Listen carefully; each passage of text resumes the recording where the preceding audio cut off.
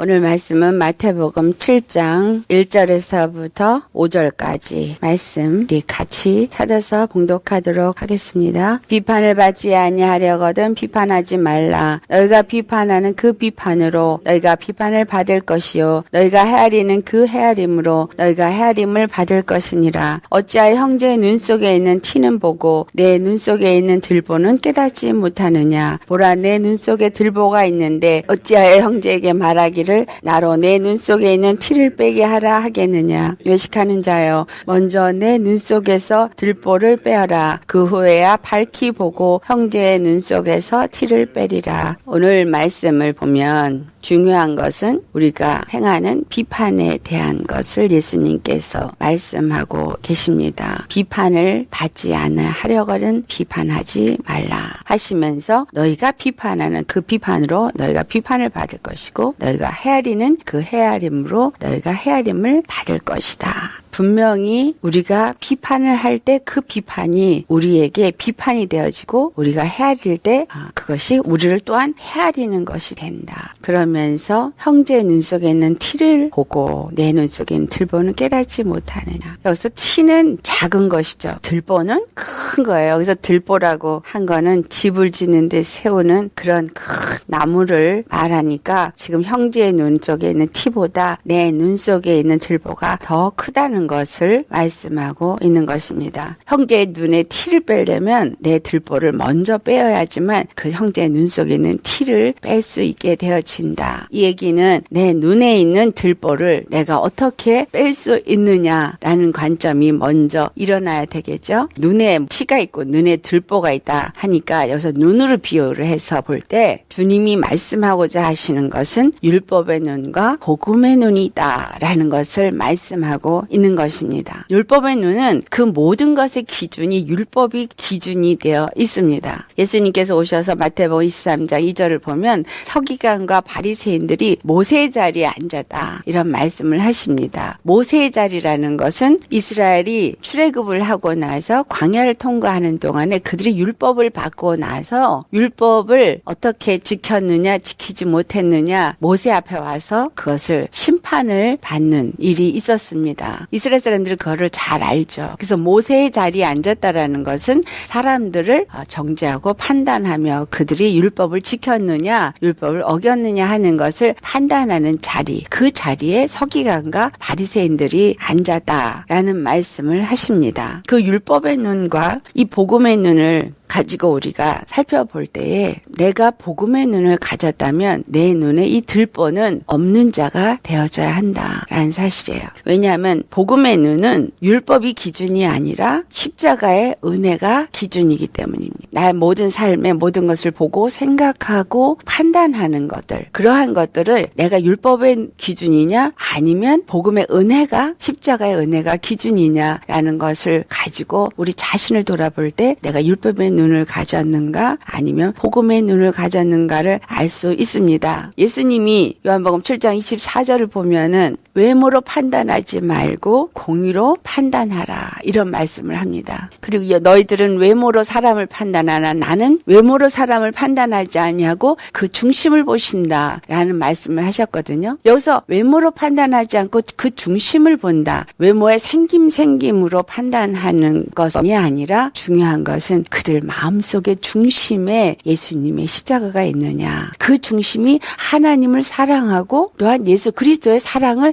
아는 자이냐. 그것을 우리가 돌아보아야 합니다. 내 안에 예수님의 십자가의 은혜가 있다. 그러면 내 스스로가 나를 정죄하고 판단하나요? 아니면 내가 이렇게 죄인일지라도 예수님이 내 죄를 사해 주셔서 나를 구원해 주셨다라는 그 은혜의 감격과 감사 속에 있나요? 만약에 내가 율법으로 나를 자신을 돌아본다면 나는 이것도 못하고 저것도 못하고 이것도 잘못하고 저것도 잘못하고 그 잘못한 것들 것들이 많이 발견하게 되고 카운트하게 되어져요. 그렇죠? 근데 예수님이 율법을 주신 이유를 로마서 3장 20절에 말씀하십니다. 율법을 주신 거는 죄를 깨닫게 하게 하렵니다. 자, 율법의 눈으로 나를 일단 보면 내가 율법 앞에 서게 돼요. 그래서 나의 죄를 깨달아져요. 근데 그 자리에 머물러 있으면 내가 어떻게 돼요? 아, 나는 죄인이구나. 그 죄의식이 나한테 누르는 무서운 무게가 되어지죠. 무거운 무게가 되어져서 나를 짓누르고 나로 하여금 그 죄의식에 가라앉아 버리게 돼요. 근데 나만 가라앉는 게 아니라 내가 그렇게 힘들게 될 때 또 나를 이렇게 힘들게 한 또 다른 사람도 또 율법의 눈으로 보고 정죄하고 판단하게 됩니다. 그런데 로마서 3장 10절에 말씀하시기를 이 세상에 의인은 없나니 하나도 없다 그랬어요. 그러니 나도 의인이 될 수 없고 내 옆에 있는 남편도 의인이 될 수 없고 내 형제 자매도 의인이 될 수 없고 내 자식도 의인이 될 수 없고 다 의인이 될 수 없는 죄인인 거예요. 이러한 죄인을 예수님이 아무것도 묻지 아니하시고 아무것도 요구하지 아니하시고 그 죄를 완전히 도말하기 위해서 예수님이 십자가를 지셨다라는 사실이에요. 왜 그것을 은혜라고 표현하느냐? 값없이 준 선물이기 때문에. 값없이 준 선물이라고 말한 것은 값을 지불할 수 있는 아무런 방법이 없는 거예요. 예수님이 십자가에서 나를 위해서 죽어주신 그것을 내가 대신 무엇인가로 갚아줄 수 있는 그런 것이 전혀 사람의 방법, 사람의 노력, 사람의 의로는 그 어떤 것도 하나님이 받지 않으시기 때문에 내 노력과 내 의와 내 열심으로는 그것을 갚을 수 있는 길이 없다라는 사실이에요. 그래서 그것을 은혜다라고 말합니다. 내가 복음의 눈을 가졌다라는 의미는 율법의 눈앞에 먼저 쓴 다음에 복음의 눈을 갖게 되어집니다. 내가 죄인인 걸 깨닫지 못한다면 이 죄에서 나를 건져주신 예수님을 알 수가 있어요? 없어요? 없어요. 내가 죄를 많이 느끼고 내가 너무나 큰 죄인이라고 느끼면 이 큰 죄인, 정말 세상에 누구도 용서하지 아니한 나 같은 죄인을 예수님은 용서해 주셨고 예수님은 그 죄를 도말해 주셨고 그리고 나한테 절대로 정죄하지 않으신다고 할 만큼 나한테 은혜를 베풀어 주셨다라는 사실이에요. 내가 뭐 똑똑해서 아니면 내가 어떤 행위를 잘해서 아니면 내가 예수님이 기뻐하는 일을 많이 했기 때문에 나에게 은혜를 주신 것이 아니라 그냥 무조건 값없이 나에게 은혜를 주셨다라는 사실이에요. 그 은혜는 그냥 받으라는 거예요. 선물 그냥 받으라는 거예요. 우리가 예수님을 믿는데 뭔가 믿어 드리려고 애써요. 믿는 거는 믿어 드리려고 애쓰는 것이 아니라 그냥 그 주신 은혜를 감사함으로 그냥 받는 거예요. 믿음은 그냥 감사함으로 받는 거예요. 내가 노력해서 죄를 없애려고 이렇게 하면 죄라니까 그 죄를 없애려고 내가 노력해서 죄가 없어지는 것이 아니라 예수님이 네가 나를 믿으면 네 죄를 내가 다 사했다는 것을 믿으면 그리고 믿음 안에서 나의 생명으로 살면 너는 의인이 된다라고 말씀하셨기 때문에 그 말씀을 그냥 믿고 그리고 예수님을 믿으면서 예수님이 주시는 생명만 사모하면서 어린아이가 순전하고 신령한 젖을 사모하는 것 같이 그냥 사모하면서 가는 거. 그게 우리가 해야 할 일이다라는 거예요. 어린아이가 우유를 탈 수 있습니까? 우유를 만들기 위해서 돈을 벌 수 있습니까? 엄마가 타주는 우유 그냥 울기만 하면 주는 대로 먹죠. 예수님 앞에 나아가는 우리의 믿음의 자세는 그와 같아야 된다라는 것이 죄인인 걸 깨달았기 때문에 예수님의 십자가가 아니면 나는 살 수 없기 때문에 예수님이 십자가 앞에 가서 그 은혜를 받은 자가 바로 복음의 눈을 가진 자예요. 그 복음의 눈을 가진 자는 나 자신도 절대 정죄하지 않아요. 나 자신도 죄의식 속에서 괴로워하고 고통하지 않아요. 내가 뭔가 어떤 노력과 열심으로 뭔가 해야 된다라는 무거운 짐도 가지고 있지 않아요. 오직 예수의 이름을 부르는 거. 그분만 의지하고 믿고 그분께 맡기는 거. 이게 복음의 눈을 가진 사람이에요. 자, 이 복음의 눈을 가진 사람은 먼저 자기의 죄를 깨닫는다 그랬어요. 나의 죄를 깨달으니 나의 죄가 너무나 크고 나의 죄가 너무나 무겁고 정말 도무지 해결할 수 없는 죄가 너무나 많다는 거. 그거 우리 깨달아 알아야 합니다. 분명히 말씀하셨어요. 로마서 6장 23절에 죄의 값은 사망이다. 내가 죄인이면 나는 당연히 사망하게 돼요. 육체에 죽는 것은 히브리서 9장 27절 말씀에 한 번 죽는 것은 사람에게 정한이 있지래요. 그러니까 육체가 한 번 죽는 걸 말하는 게 아니에요. 영원히 심판받는 그 불못에 들어가는 사망을 내가 감당해야 돼요. 근데 그 죄를 갚아주셨어요. 대신 죽어주시고 나에게 영원한 생명을 주셨어요. 그런 복음을 가진 복음의 눈을 가진 사람은 그 다음에 절대로 다른 사람을 비판하고 정죄할 수 없다. 라는 거예요. 내가 복음의 눈을, 율법의 눈을 가지고 나를 돌아보고 내 죄는 깨닫게 되어지되 바로 복음 앞에 가서 은혜를 알게 되어졌기 때문에 이제 내가 만약에 율법의 눈으로 내가 다른 사람의 어떠한 잘못과 죄를 본다 할지라도 내가 그 율법의 눈으로 내 죄를 깨달았을 때 예수님의 십자가의 은혜를 알게 되어지고 그 은혜가 필요한 것처럼 그 사람 역시 그 죄 때문에 예수님의 은혜가 크다는 걸 우리가 알아야 돼요. 예수님 뭐라 그러셨어요? 죄가 많은 사람은 예수님을 많이 사랑한다. 그 막달라 마리아에 대해서 비판하는 거를 예수님이 보시고 하신 말씀이에요. 저가 죄사함을 많이 받았기 때문에 많이 사랑한다. 죄사함을 적게 받은 사람은 적게 사랑하고 죄사함을 많이 받은 사람은 많이 사랑한다. 내가 죄사함을 많이 받았고 내 죄가 크다고 느끼고 그 사랑을 많이 받았으면 다른 사람의 죄를 내가 카운트하지 않는다라는 거예요. 다른 사람의 죄를 돌아볼 수 있는 그런 여유가 없는 거예요. 왜냐하면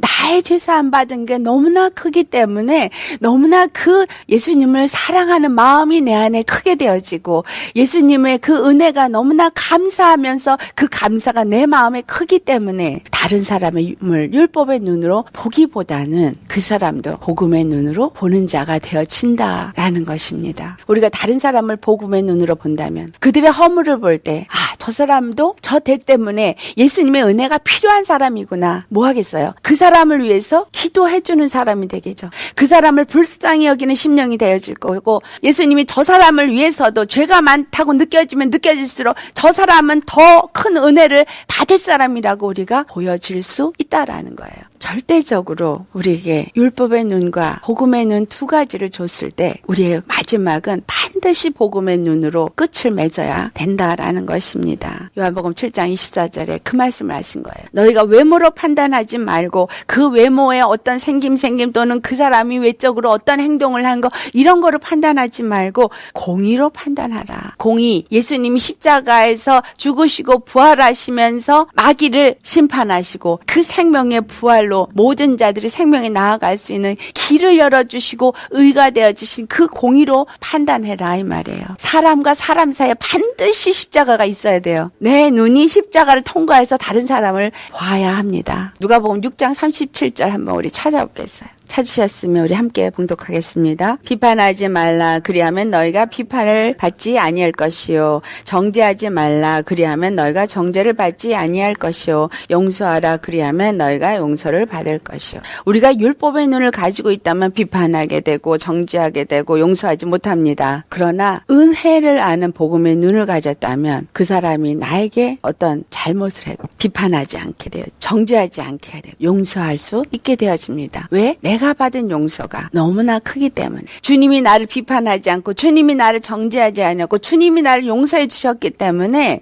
내가 만약에 정말 은혜를 아는 사람이고 복음의 눈을 가진 사람이라면 나도 다른 사람을 비판하지 않고 정죄하지 않고 용서하는 자가 되어집니다. 하지만 여기 분명히 말씀했어요. 로마서 2장 1절에 남을 판단하는 사람아 누구를 막론하고 내가 핑계하지 못할 것은 남을 판단하는 것으로 내가 너를 정죄함이니 판단하는 내가 같은 일을 행하였습니다. 내가 만약에 정죄하고 판단하고 비판하면서 내 입으로나 마음으로나 생각으로나 한다면 내 스스로가 나를 정죄하고 판단하고 비판하는 거다라는 거예요. 왜? 내가 똑같은 일을 하는 똑같은 죄인이었기 때문에 주님이 지금 너희가 비판하지 마라, 판단하지 마라, 정죄하지 말라 이 말씀을 하는 것은 누구를 위해서 하지 말라는 게 아니라 너 자신을 위해서 하지 말라 이 말이에요. 왜? 너 자신이 이 은혜를 받는 자가 되어지고 이 은혜를 누리는 자가 되어져야 하기 때문에 그리고 내가 너에게 준 생명과 축복을 얻는 자가 되어져야 되기 때문에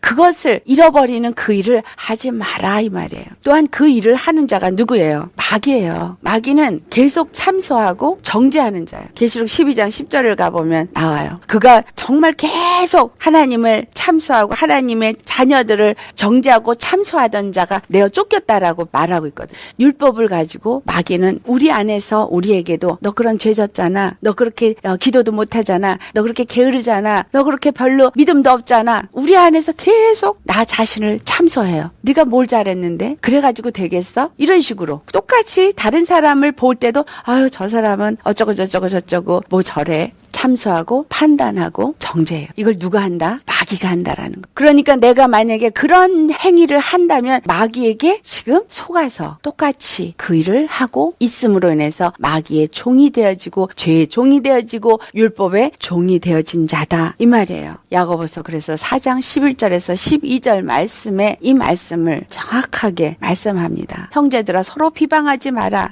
만약 네가 형제를 비방하면 형제를 판단하는 자로서 율법을 비방하는 자다. 그리고 율법을 판단한 자다. 내가 율법을 비방하고 율법을 판단한다면 그것은 하나님의 자리에 앉은 거다라고 말해요. 왜냐하면 오직 그것을 판단하시고 율법을 준행하시는 이는 하나님 한 분뿐이시기 때문에 그분만이 준행자요. 그분만이 판단하시는 하나님, 공의의 하나님이시다. 그런데 마귀가 하나님의 자리에 앉아서 자기도 공의의 하나님처럼 율법을 가지고 정죄하고 비판하고 판단한 일을 한다는 거예요. 우리도 그거에서 속아 넘어가는 믿음의 사람들이 너무너무너무 많이 있습니다. 그래서 예수님이 오늘 여기서 네 눈에 들보를 먼저 빼라는 얘기는 바로 이 눈에 죄가 있어서 죄의 눈으로 율법의 눈으로 계속 보고 있으니까 이거를 복음의 눈으로 바꾸라 이 말이에요. 내 죄를 깨닫고 내 죄를 뽑아버리는 게 뭐예요? 십자가예요. 아멘? 내 눈에 들보를 뽑아버리는 거 십자가. 십자가 앞에 나와서 내 죄를 이 들보를 다 회개함으로 뽑아내어 줄 때 내가 은혜를 받은 자가 되어지니까 사랑의 눈으로 바뀌어져서 은혜의 눈으로 바뀌어져서 세상을 보는 눈이 바뀌어져서 다른 사람도 사랑하게 되고 긍휼히 여기게 되고 불쌍히 여기게 되고 그렇게 되어지니까 형제의 눈에 티끌이 보이는 거예요. 그럴 때 그 티끌을 정죄하라는 게 아니라 기도해주는 자가 되어지겠죠. 주님, 저 형제에게 이러한 부분이 정말 주님의 은혜를 받아야 되겠습니다. 은혜 내려 주시옵소서. 아멘. 목사님들을 정죄하고 판단하는 성도님들 많아요. 근데 그거 왜 그래요? 목사님한테서 의를 기대하니까, 또 사모님한테서 의를 기대하니까, 장로님한테서 의를 기대하니까. 근데 목사도 사모도 장로도 집사도 다 똑같은 죄인이요, 똑같이 은혜를 받은 자일 뿐이다 라는 거예요. 하나님이 그들을 그 자리에 세워서 무엇인가 직분을 주어서 그 일을 하는 것이지 완벽해서 신이 되어져서 그 자리에 있는 것은 아니라는 거죠. 그렇기 때문에 만약에 시험 들을 것 같으면 가까이 가지 말아야 돼요. 멀리 있으면 안 보이는데 가까이 가면 더 잘 보여요. 근데 우린 이렇게 가까이 있으니 내 허물이 얼마나 잘 보일까 제가 걱정이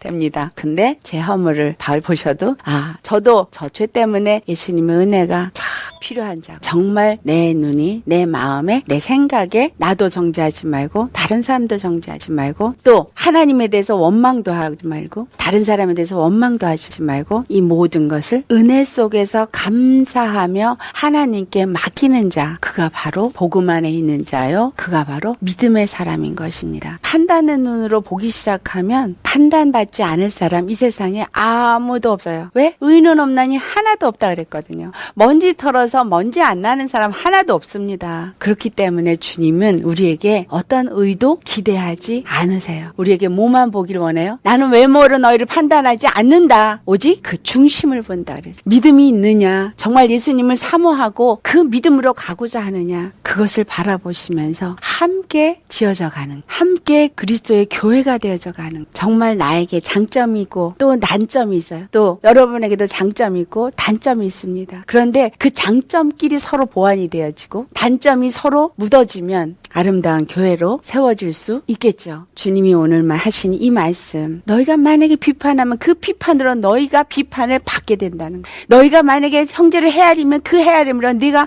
헤아림을 받는다라는 거예요. 그러니까 절대 형제들의 티끌을 보지 말고 너의 자신의 들보를 먼저 보라고 말씀하신 것입니다. 우리 자신의 들보를 보는 것이 율법 앞에 서는 겁니다. 율법 앞에 서서 예수 십자가에서 다시 은혜를 받는 그 자리로 가기 바쁜 사람은 오직 복음의 눈으로만, 은혜의 눈으로만, 사랑의 눈으로만 우리 모든 것을 보고 그리고 분별할 수 있습니다. 굉장히 중요해요. 이 눈이라는 표현을 한 게 이 눈으로 보는 것이 뭐예요? 내 마음에 있는 것대로 이 눈이 역사를 해요. 네 마음이 어두우면 네 눈도 어두워진다 그랬거든요. 내 마음에 죄에 있으면 내 눈도 죄의 눈으로 보고, 내 마음에 율법이 주장을 하면 내 눈도 율법 율법의 눈으로 보고 내 마음이 은혜의 십자가의 은혜와 사랑의 마음을 가지고 있으면 내 눈도 그와 같은 은혜와 사랑으로 본다라는 거예요. 그렇기 때문에 우리는 정말 예수님 안에서 죄에 대해서 들보는 빼진 은혜의 사람, 형제에 대해서는 사랑의 눈으로 보는 그러한 사람이 되시기를 예수로 축원합니다. 만약에 겉으로 믿는다 하고 그렇게 율법 안에서 형제를 비판하고 판단한다면 뭐라고 말해요? 5절에 외식하는 자다. 이렇게 서기관과